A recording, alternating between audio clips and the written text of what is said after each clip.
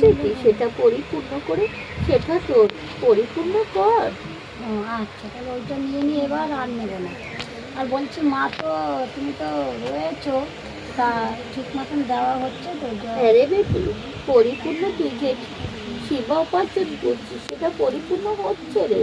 সেটা কখনো আমার বান্ধা কন্যার উপার্জন করছে না রে। হচ্ছে না? তাহলে কী করবো বলো?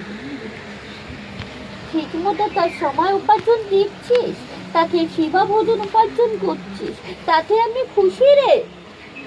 তুমি সময়টা কখন করবো বলো মা, তুমি আমায়। আমি জানি তুই নিজের সময় উপার্জন স্থির করে দিতে পারিস না। তোর যখন সময় হবে তখনই কন্যাকে সেবা দিস, তোকে সময় নিতে হবে না। হ্যাঁ, তা তুমি বলো কোন সময়টা, তুমি তো দেখছো, আবার তো দুদিন পরে কাজেই যেতে হচ্ছে, মেশিন চালাতে যাবো। তুমি তো সবই দেখছো না। তোর যখন সময় সকালে আমার কন্যা